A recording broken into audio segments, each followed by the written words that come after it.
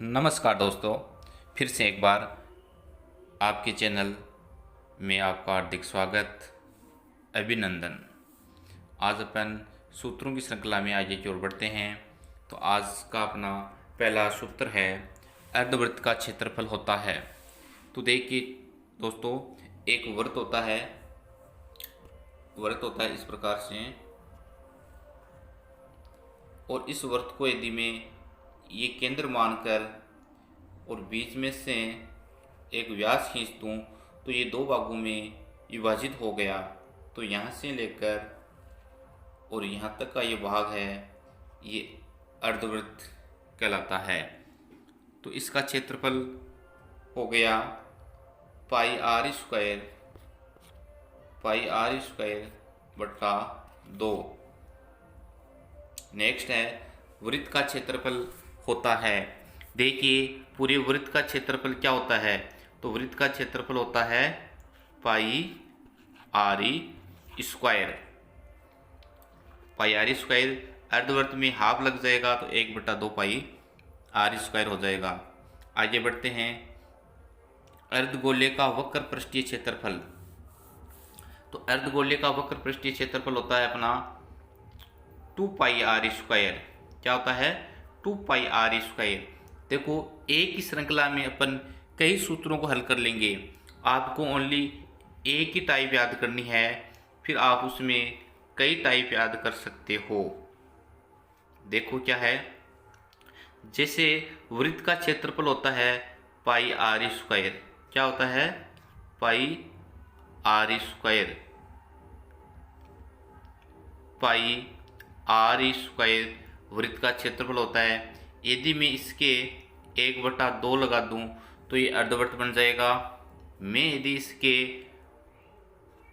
पाई r square लगाऊं तो ये वृत्त बन जाएगा। मैं यदि इसके 2 पाई आर स्क्वायर करूं तब ये अर्धगोले का वक्र पृष्ठीय बन जाएगा। यदि मैं 3 पाई आर स्क्वायर कर दूं, 3 पाई आर स्क्वायर करने पर ये अर्धगोले का संपूर्ण पृष्ठीय क्षेत्रफल हो जाएगा। यदि मैं इसको 4 पाई आर स्क्वायर कर दूं तो ये गोले का संपूर्ण पृष्ठीय क्षेत्रफल हो जाएगा।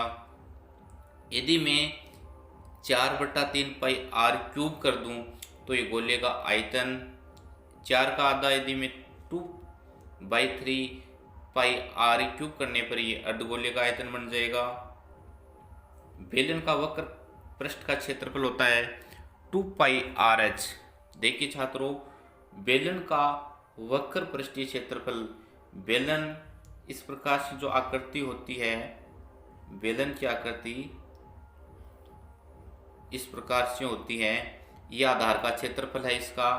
ये बेलन का केंद्र है और ये त्रिज्या है और ये बेलन की ऊंचाई है।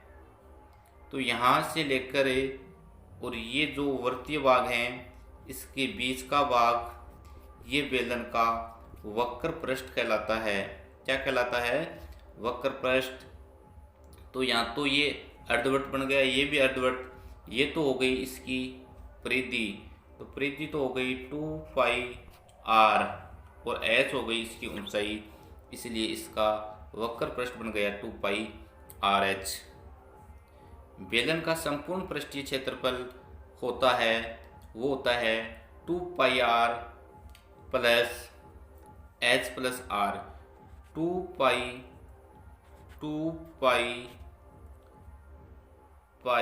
आर कोष्टक एच प्लस आर। इसको अपन ऐसे भी लिख सकते हैं 2 pi r h plus 2 pi r square. यदि यहाँ से 2 पाई आर अपन कॉमन ले लेते हैं तो कोष्टक में एच प्लस आर बचेगा, तो इनके बीच में प्लस का चिन्ह भी आएगा। नेक्स्ट है बेलन का आयतन। बेलन का आयतन होता है बेलन का वृत्त का क्षेत्रफल गुणा ऊंचाई। वृत्त का क्षेत्रफल गुणा ऊंचाई, यानी बेलन का आयतन वृत्त का क्षेत्रफल पाई आर स्क्वायर होता है गुणा एच ऊंचाई, ये बेलन का आयतन होता है। यदि मैं इसके 1/3 और लगा दूं तो ये बन जाएगा शंकु का आयतन। शंकु का वक्र पृष्ठ क्षेत्रफल क्या होता है? देखिए दोस्तों, शंकु होता है उसमें एक शीर्ष होता है और एक वृत्त होता है। तो यहाँ पर ये जो ऊंचाई है, ये शंकु की ऊंचाई है, ये त्रिज्या है और ये तिर्यक ऊंचाई L है, ये ऊंचाई H है, ये R है और ये इसका शीर्ष पॉइंट है। तो इसका जो वक्र पृष्ठीय क्षेत्रफल है वो पाई आर एल होता है। क्या होता है? Pi R L. शंकु का संपूर्ण पृष्ठीय क्षेत्रफल क्या होता है?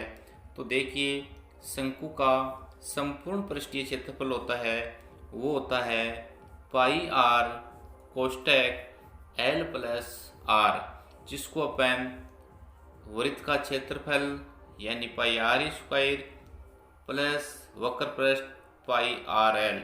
यदि यहाँ से पाई आर कॉमन ले लें तो क्या बचेगा? L plus are. नेक्स्ट आगे बात करते हैं अपन शंकु की तिर्यक ऊंचाई। अपना जो शंकु होता है वो इस प्रकार से होता है और इसकी ये तिर्यक ऊंचाई है, ये ऊंचाई है, ये त्रिज्या है।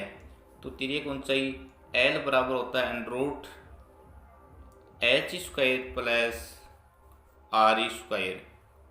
नेक्स्ट बात करते हैं अपन आगे की ओर शंकु की ऊंचाई एच। शंकु की ऊंचाई एच होती है वो होती है अंडर तिर्यक ऊंचाई का स्क्वायर माइनस आर का स्क्वायर। शंकु की त्रिज्या आर होती है under L square minus H square. घन, अब बात करते हैं घन की। घन की प्रत्येक पृष्ठ वर्गाकार होती है। घन की प्रत्येक पृष्ठ क्या होती है? वर्गाकार। घन की आकृति अपन इस प्रकार से बना सकते हैं। एक घन होता है और इस पर एक दूसरा घन एडजस्ट कर देते हैं अपन इस प्रकार से, तो ये घन हो गया। एक घन में 8 शीर्ष होते हैं, एक घन में 8 शीर्ष होते हैं, 6 फलक होते हैं और 12 किनारा होते हैं। जैसे आयलर फॉर्मूला था एक V प्लस, जिसको अपन जानते हैं V प्लस एफ बराबर E प्लस 2, जहाँ V शीर्ष हैं, F फलक हैं, E किनारा हैं। शीर्ष होते हैं वो 8 होते हैं, फलक 6 होते हैं, किनारा 12 होते हैं। ये भी ध्यान में रखना।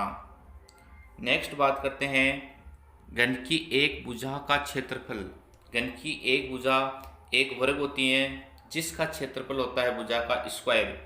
फिर बात करते हैं घन का पार्श्व पृष्ठीय क्षेत्रफल, यानी चारों दीवारों का क्षेत्रफल भी बोल सकते हैं अपन। तो घन की पार्श्व पृष्ठीय क्षेत्रफल यानी चारों दीवारों का क्षेत्रफल होता है 4 गुणा भुजा का स्क्वायर। घन का संपूर्ण पृष्ठीय क्षेत्रफल वो होता है 6 भुजा का स्क्वायर। घन के विकर्ण की लंबाई होती हैं वो होती हैं भुजा रूट 3 इकाई। घनाभ का संपूर्ण पृष्ठीय क्षेत्रफल, देखिए बच्चों, घनाभ का संपूर्ण पृष्ठीय क्षेत्रफल की बात करते हैं अपन, तो इसका सूत्र होता है वो होता है 2 गुणा एल गुणा लंबाई गुणा चौड़ाई प्लस चौड़ाई गुणा ऊंचाई प्लस ऊंचाई गुणा लंबाई। इसको अपन ऐसे भी याद कर सकते हैं कि लघु लघु चौधरी चोखो ऊंट उधारो लायो 2 रुपये में। ऐसे अपन एक ट्रिक के माध्यम से भी इसको याद कर सकते हैं। फिर आगे बढ़ते हैं अपन कि घनाभ का आयतन क्या होता है। तो देखिए बच्चों, यहाँ प्लस का चिन्ह है। घनाभ का आयतन क्या होता है? तो घनाभ का आयतन होता है लंबाई गुणा चौड़ाई गुणा ऊंचाई, यानी लघु चौधरी का ऊंट। क्या? लघु चौधरी का ऊंट।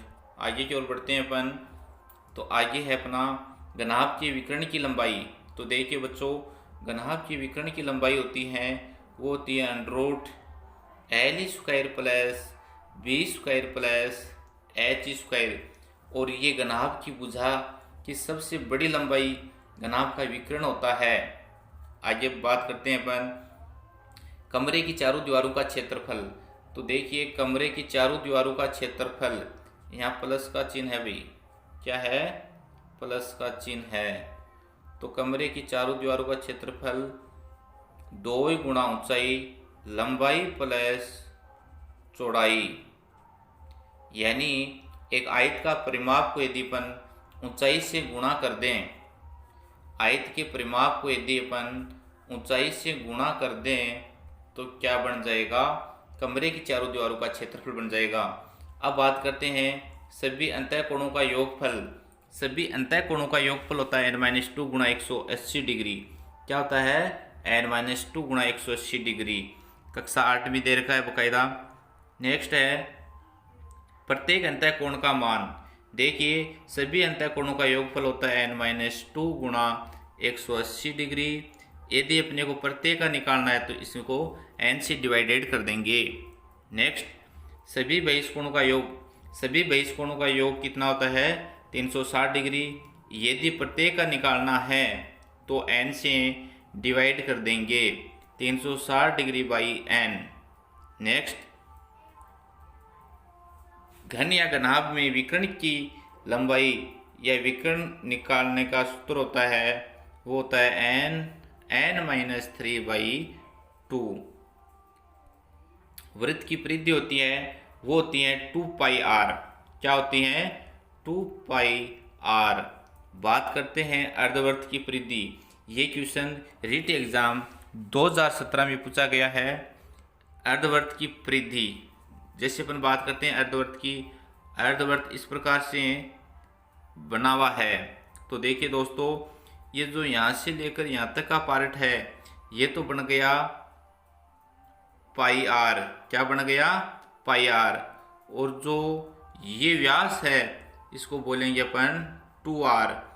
और फिर अपन यहाँ से यदि r कॉमन लें, क्या r कॉमन लें तो सूत्र बन जाएगा π+2। तो यहाँ बीच में प्लस का चिन्ह भी आएगा, ये ध्यान रखना। पाई की वैल्यू क्या होती है, तो पाई की फिक्स वैल्यू है भाई। पाई की वैल्यू क्या होती है, पाई की वैल्यू होती है 22/7। यदि 22 में 7 का भाग देते हैं तो 3.14, या अपन आगे भी इसको 3.1415 इस प्रकार से लिख सकते हैं। पाई एक अपरिमेय संख्या है। क्या है, अपरिमेय संख्या है। तो धन्यवाद दोस्तों, वीडियो को ज़्यादा से ज़्यादा लाइक शेयर सब्सक्राइब करने के लिए थैंक्स।